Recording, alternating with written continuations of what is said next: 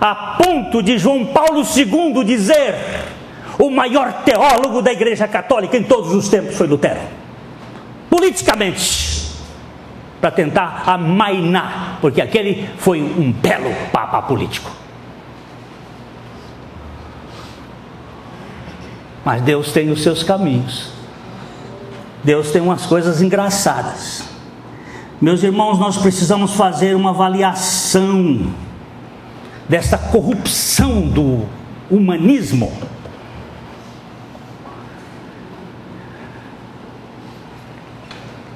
Eu vou deixar umas pitadinhas. A turma de Caim não desapareceu no dilúvio não, meu irmão. Hein? Não foi a ideia não. A filha. Depois você lê o texto com carinho de quem busca riquezas. As filhas dos homens casaram com os filhos de Deus.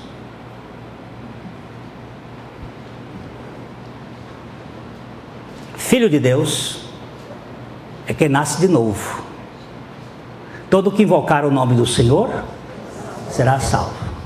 A descendência de Sete começou a invocar o nome do Senhor no nascimento de Enos. Daí surgiu o sal de fruta Enos. Alivia a azia.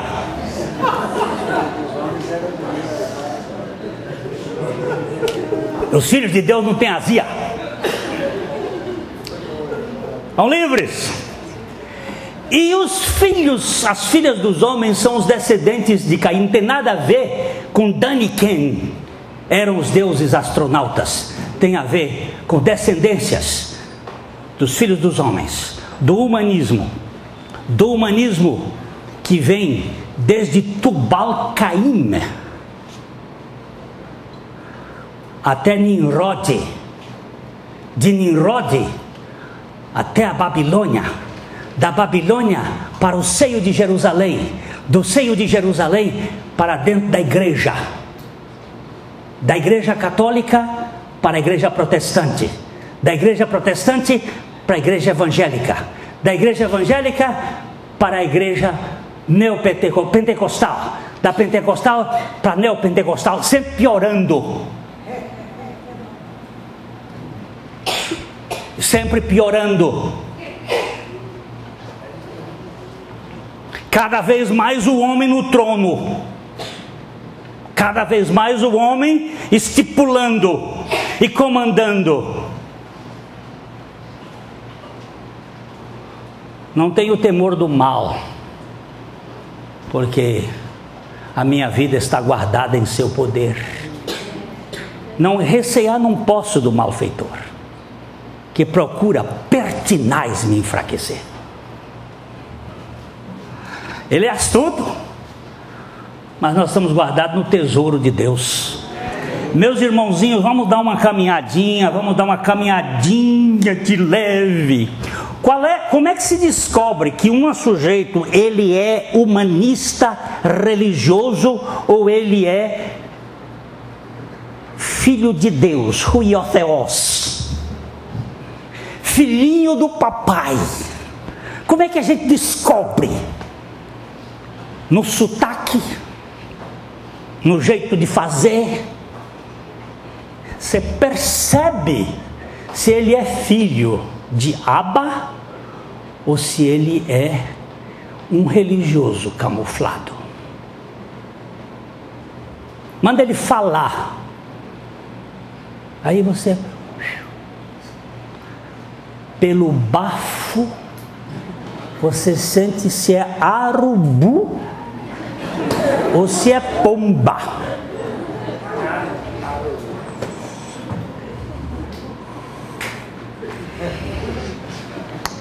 Já no jardim, estavam ali no jardim, pecou. O que é pecado? Pecado é matar, roubar, adulterar. Isso é consequência, queridos. Deixa de bobagem. Isso são os espinhos do pecado.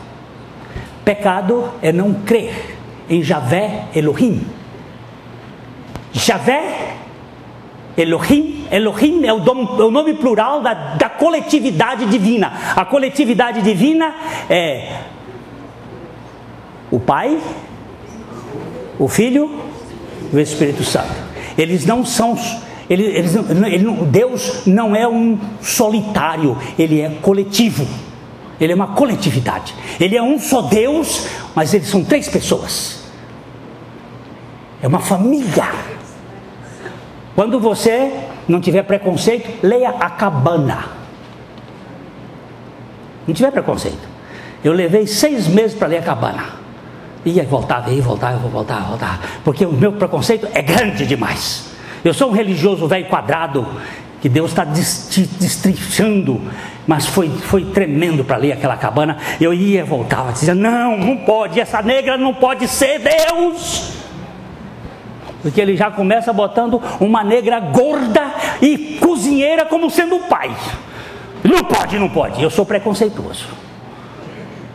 Ele disse, você e branquelo. Eu comecei com o povo preto. Comecei com Adão bem mais escuro do que você pensa.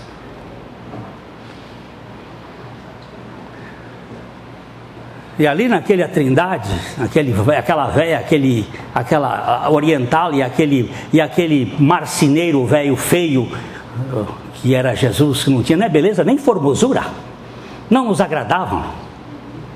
Estava um amor doido, um amor furioso, um amor que não tem limites.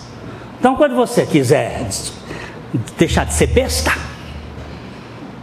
deixar de ser religioso quadrado e buscar revelação, dá uma lidinha nesse livro, en passant. Se não gostar, joga no lixo. Não vai custar só uns R$30 a mais.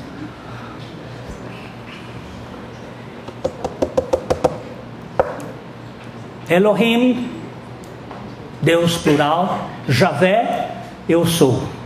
Eu sou, vai ser revelado no Novo Testamento como Jesus, o Cristo, o Messias. Eu sou é o projetista e o construtor do homem. Ele criou todas as coisas, mas o homem foi feito, e sem ele nada do que foi feito se fez. Leia a Bíblia. Quem fez o homem foi Jesus. Ele que fez, ele que vem a consertar. Incredulidade é pecado contra Jesus. Pecado é incredulidade contra Jesus. Quando ele viesse, o Espírito Santo convenceria o mundo do pecado, da justiça e do juízo. Do pecado, porque não crê em mim. Agora eu vou dizer mais uma vez, neste ponto, quem é crente é impecável. A impecabilidade está na fé, porque ele vive pela fé. O justo viverá pela fé. Não é problema de comportamento, criatura. Amém. Glória a Deus. Problema de comportamento é outra questão da alma a ser tratada pela palavra. Parem com essas besteiras de carnalidade de Jerusalém, que tenta fazer no muque o que nunca puderam fazer. Ainda queriam enfiar na igreja de Jerusalém, a igreja primitiva, regras e mais regras. E o apóstolo Tiago botou a mão no peito deles e diz assim: o tabernáculo de Davi é que tem que ser construído, não é templo não. Vocês saibam que o tabernáculo de Davi é o único que Deus pediu. É um lugar onde a arca estava aberta para todo mundo dançar e cantar. É lugar de libertação e não de escravização. Eita Paulo. Mas aqui, vamos para Gênesis 3:7. Vamos dizer aqui, o que é o humanismo? Quando é que é o humanismo, dona Denise? Quando é que é humanismo?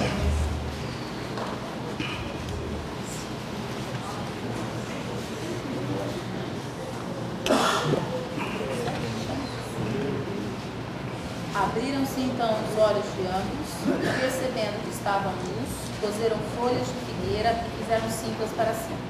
Muito bem, minha professora. O que aconteceu depois do pecado? O que aconteceu depois do pecado com o casal? Abriram-se os olhos de ambos. E aí, perceberam que estavam pelados. Quanto tempo eles estavam nus? Desde o dia que eles foram criados. Quanto tempo passou? Ninguém sabe. Talvez muito tempo.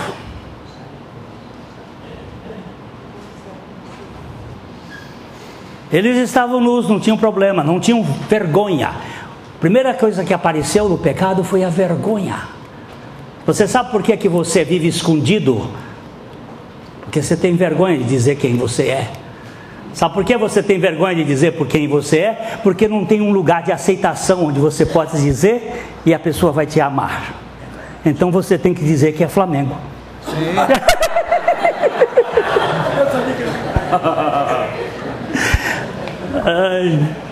A gente pode dizer, só pode dizer o que é, onde é aceito como é.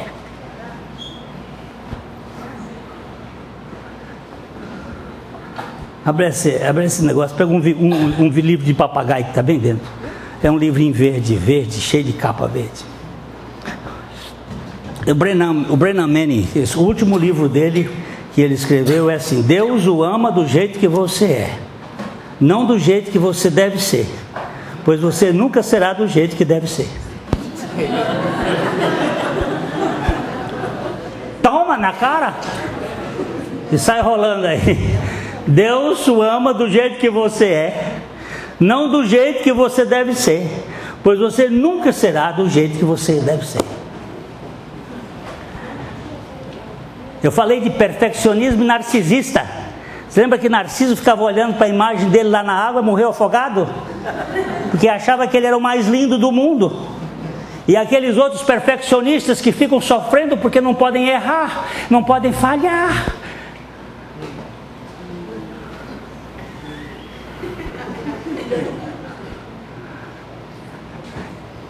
Vestido com a roupa para fazer o casamento, meu filho me viu e eu estava com a camisa branca, ele correu e disse: não me toca, filho.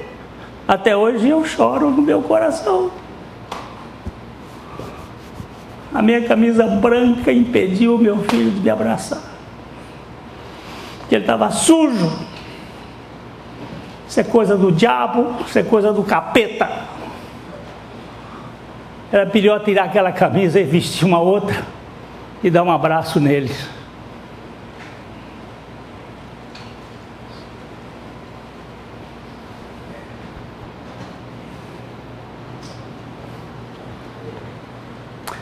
Quando você faz, é humanismo.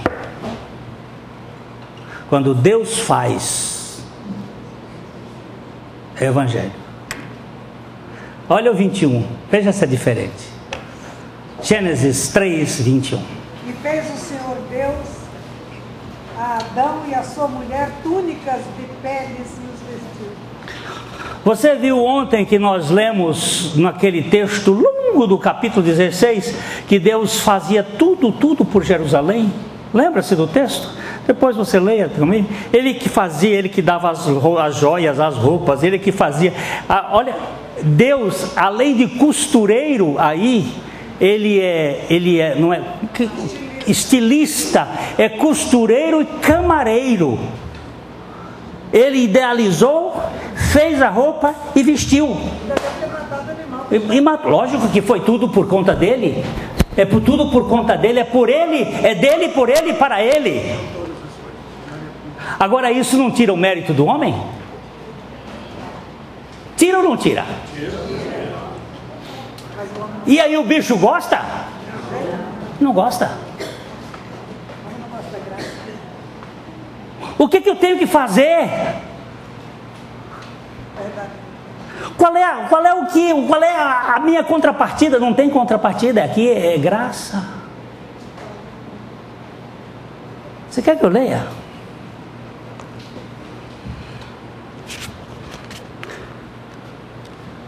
Esse homem aqui para mim tem sido uma das raras. Tem nego metendo a boca nele e falam. E quanto mais fala, mais eu fico admirado. Porque o homenzinho que Deus falou com ele.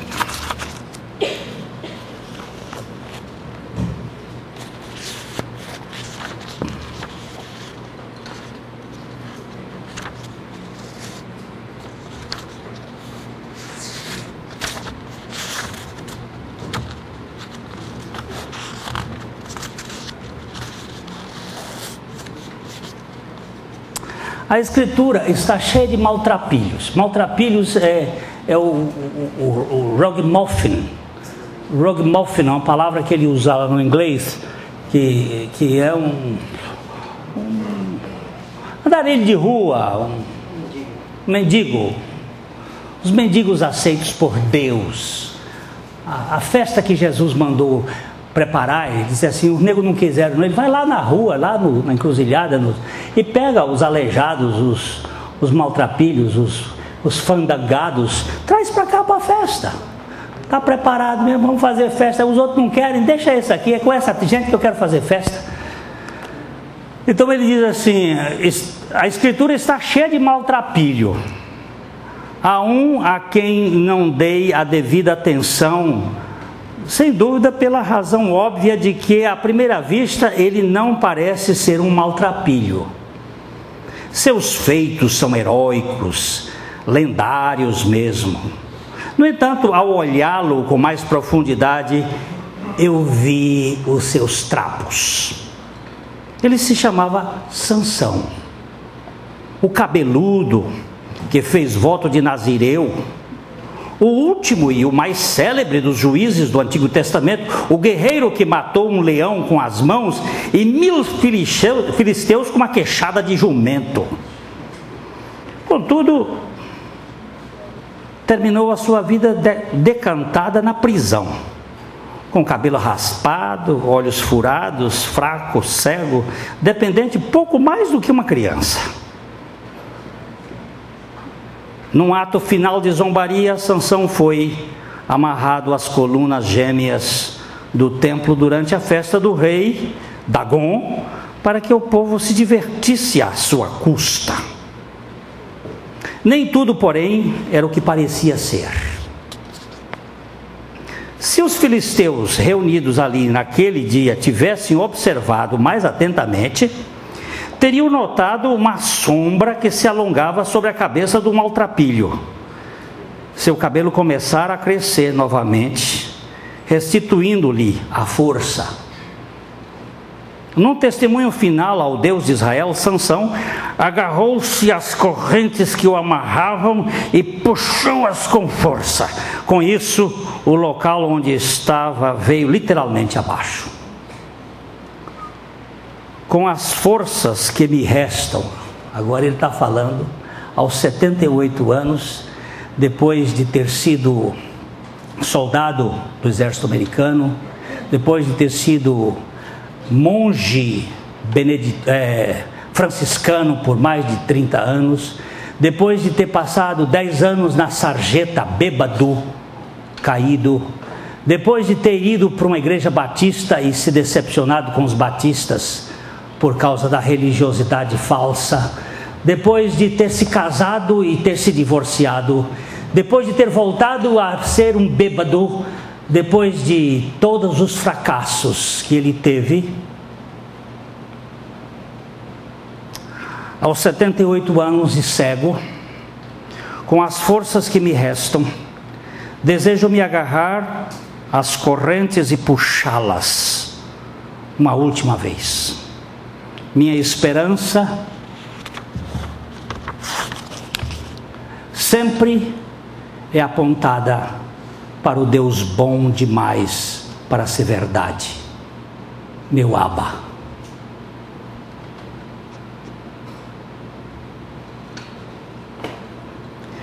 Não tenho ilusões de trazer heroicamente abaixo a casa do medo que aprisiona tanta gente. Meu desejo é testemunhar, nada mais. Minha mensagem inalterada ao longo dos meus 50 anos é a seguinte: Deus o ama incondicionalmente, do jeito que você é. E não como deveria ser, porque ninguém é como deveria ser. Essa é a mensagem da graça. O presente que abalou minha vida e que meu coração experimentou em fevereiro de 1956 é o presente que sustenta a minha vida, pela qual permaneço subjugado ainda hoje, ainda que fracassado em fevereiro de 2011. Alguns alguns rotulam minha mensagem como graça barata. Na minha juventude via essas acusações como um desafio, mas agora sou velho e simplesmente não me importo com o que eles dizem. Meu amigo Mike Iaconelli usava a expressão graça injusta, que me parece muito boa, mas descobri outra que gostaria de compartilhar aqui. Acho que o Mike teria aprovado. O Mike já morreu primeiro do que ele. Sei que eu aprovo. Encontrei-as nos escritos de Roberto Ferrar Capon, um sacerdote episcopal que chamou de graça vulgar. Graça para o vulgo, para gentalha.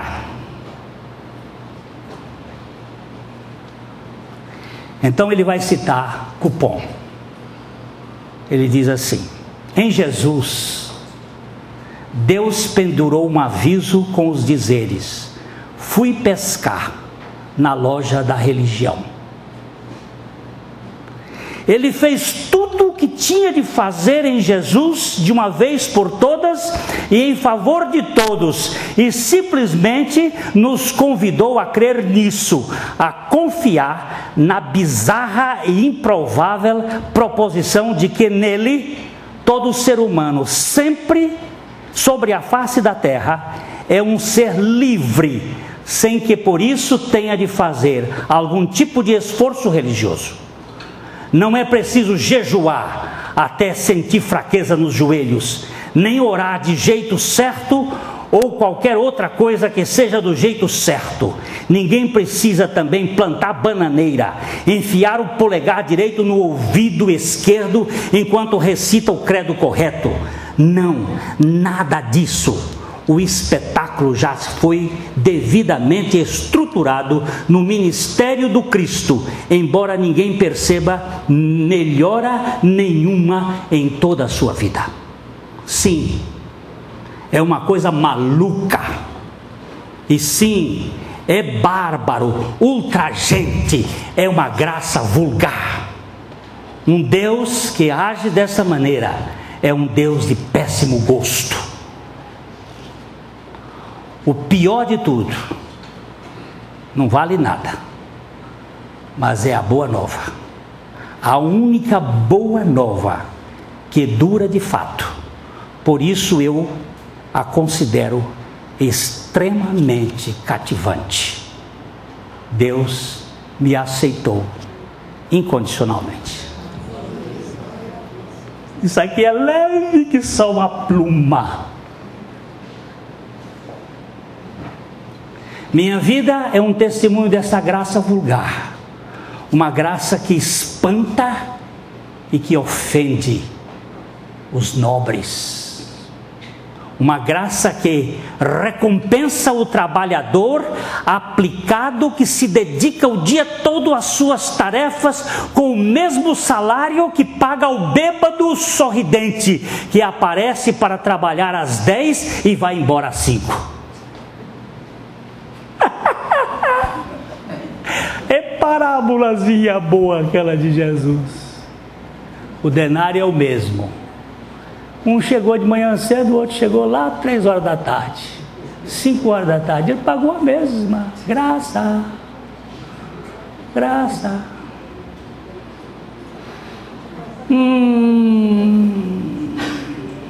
Uma graça que levanta a barra das vestes e corre precipitado em direção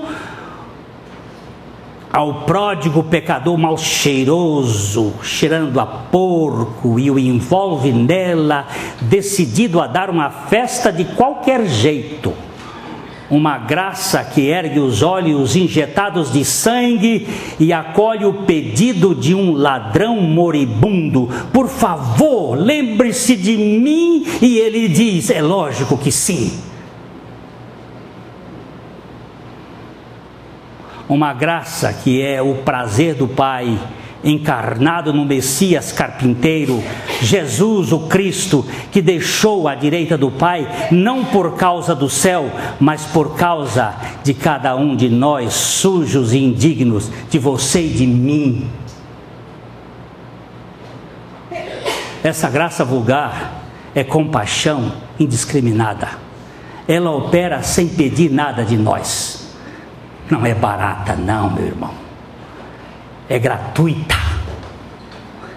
É por isso mesmo, e por isso mesmo será sempre uma casca de banana no caminho dos ortodoxos e um conto de fada para a sensibilidade adulta e estupidificada. A graça é suficiente, embora nos debatamos e tentemos encontrar alguma outra coisa ou alguém que ela não seja capaz de cobrir. A graça é suficiente. Ele é suficiente. Jesus é suficiente.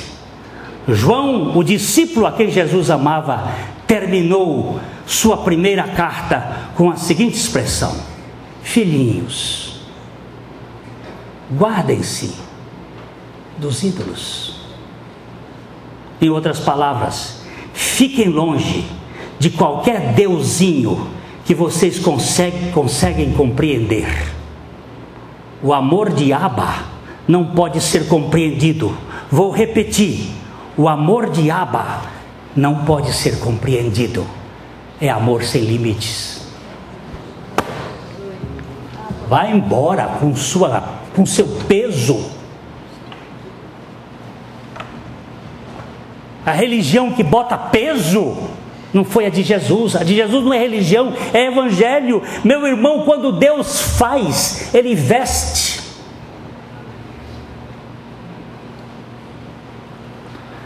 Mas os inimigos da cruz de Cristo, eles não estão longe, eles estão entre nós. Eles estão sempre querendo colocar peso. Você sabe, o homem subindo ao topo para alcançar o céu é humanismo. Mas Deus descendo do céu para ir para a tumba é evangelho.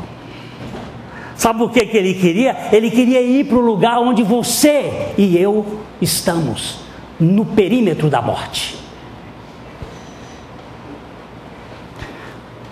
Tira outro livro aí. Eu vou só mostrar que esse eu vou falar. É o livro do John Stott. É um livrinho mais ou menos magro. É esse mesmo. O Discípulo Radical. É o Canto do Cisne do John Stott. John Stott morreu ano passado e esse livro foi publicado ano passado. É a última obra dele. A última obra dele.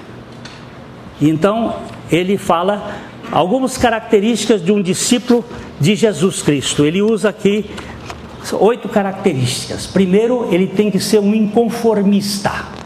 Ele não pode se conformar com o mundo. Segundo, ele tem que ter a semelhança com Cristo.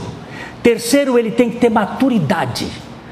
Maturidade é quando você depende do Pai. No cristianismo, maturidade é diferente da maturidade humana. Maturidade humana, o menino, quando não depende mais dos pais, é maduro. No cristianismo, quando ele depende do Pai, ele é maduro. É o contrário. Cuidado com a criação, o problema da ecologia.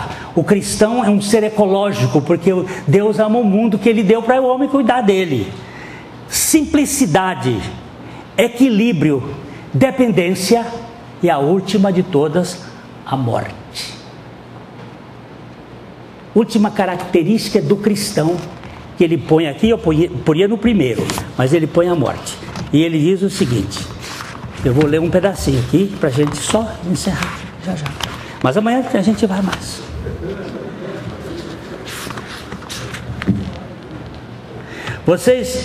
Nós publicamos um livro recente. Tá, ainda eu nem terminei de fazer a leitura final dele depois que saiu, que é A Bíblia e a Cruz, de Campbell Morgan. Campbell Morgan foi um dos grandes pregadores da Inglaterra do século XX. Foi quem trouxe o Dr. Martyn Lloyd-Jones para ser pastor com ele na capela de Westminster, na Inglaterra. E esse livrinho tem uma mensagem sobre a cruz que vale a pena. Não é, Beto? Vale a pena. Vale a pena. É um livrinho de R$14, é o maior investimento que você pode fazer.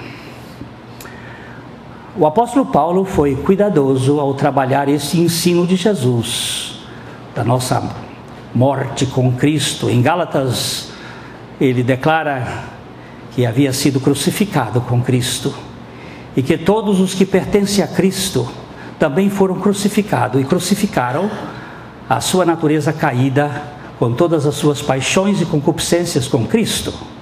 Isso é mortificação, ou seja, sentenciar a morte ou repudiar a nossa natureza caída e autopermissiva. A declaração mais clara de Paulo a esse respeito está em Romanos 8,13.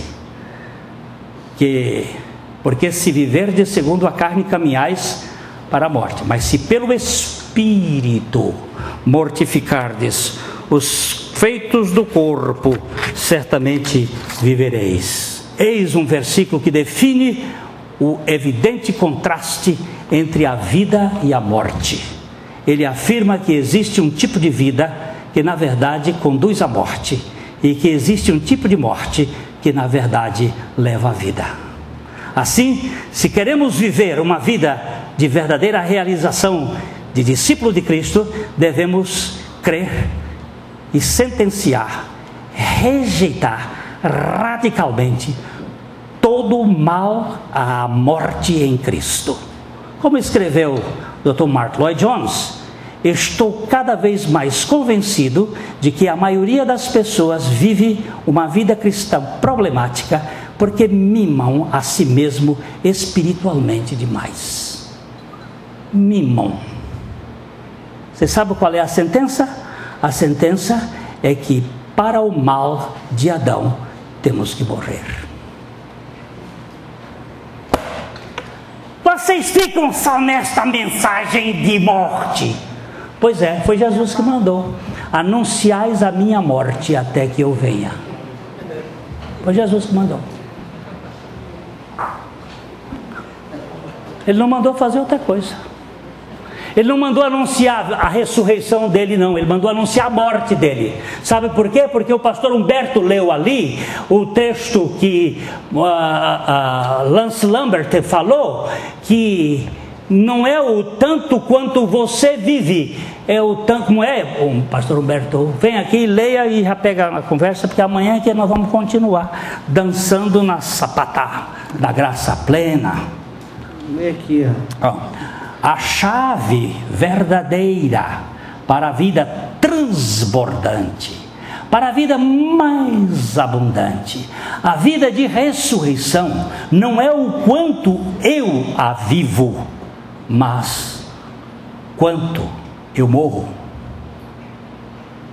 Nós temos que evoluir na morte. Aliás, Jesus curou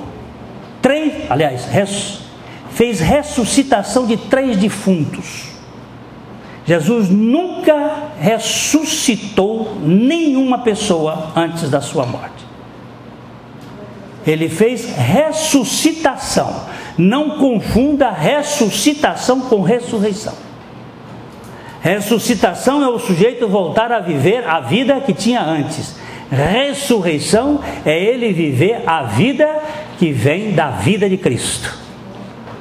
Os primeiros a serem ressuscitados foram os santos do Velho Testamento, que morreram antes de Cristo, e quando Cristo morreu, os túmulos deles se abriram, e no dia que Cristo ressuscitou, eles ressuscitaram. Esses foram os primeiros, a primeira ressurreição, depois de Cristo, porque ele é o primogênito dentre os mortos. Então, o problema não é como viver a vida cristã. Eu falei agora igual o pastor Sorém. O problema é como morrer. Se você tiver o segredo de morrer com Cristo, você não terá de aborrecer a mente sobre como viver a vida cristã. Eu agora pergunto, que Jesus fez a ressurreição, a ressuscitação de 3 defuntos. Um defunto fresquinho, uma menina. E a evolução é interessante. Um defunto de um dia, um rapaz. E um defunto de 4 dias, um homem já maduro. Um de poucas horas era uma defuntinha quente, mas era defunta. Mas ele evoluiu na morte, porque o defunto de um dia já estavam querendo tirar ele de fora da casa. E o outro, Jesus demorou mais tempo lá onde ele estava. Por que ele demorou mais tempo? Porque havia uma tradição judaica que dizia que depois que a pessoa morria, ela ficava 3 dias ao redor da pessoa. E ela podia voltar por causa dos problemas de catalepsia, aquelas coisas que aconteciam. Então eles diziam que a alma do defunto ficava ali perto. E Jesus esperou 4 dias para quebrar logo a coisa que já estava podre. E ele chegou ali para quebrar e estava na evolução maior da morte. E foi o milagre mais significativo destes 3, porque esse defunto aí estava bem. E quer dizer, quanto mais desgraçado for você, mais da graça vai derramar sobre você. E aí você vai verificar como é bom saber de Jesus, o Cristo. É bom demais o Evangelho. Mas gente, por favor, não bota peso nas costas das pessoas, porque ninguém consegue. Eu não consigo evoluir a não ser no pecado. Mas a minha esperança está na suficiência de Jesus Cristo. Amanhã nós vamos tratar um pouquinho mais dessas características, porque estamos muito alongados. São várias as características de um cristão, de um humanista. O humanista sempre cheira suor. O cristão tem cheiro de talco Johnson. Aquele cheirinho de criança. Quando o irmão Júlio falou ali, cantamos juntos, né? Como uma criança amamentada no colo de sua mãe. Assim a minha alma para contigo, ó Deus. E ele diz, esse salmo é um salmo completamente contrassensual, que ele diz que não anda cata de coisas grandiosas para ele. E diz que fez sossegar a alma. Se sossegar a alma não é uma coisa grandiosa, então eu não sei mais o que é coisa grandiosa neste mundo. Porque ele conseguiu sossegar a alma dele como criança amamentada no colo de sua mãe. No dia que nós sossegarmos e dissermos assim: olha, Pai, está tudo nas tuas mãos. A mensagem que você acabou de assistir faz parte do Ministério de Comunicação Palavra da Cruz. Temos um grande acervo de estudos bíblicos em áudio e vídeo. Distribuímos também, gratuitamente, o jornal mensal Palavra da Cruz. Entre em contato conosco pelo fone fax 0 operadora 43 3322-3037 ou pelo e-mail com@palavradacruz.com.br. Visite-nos também pelo site www.palavradacruz.com.br. Graça e paz.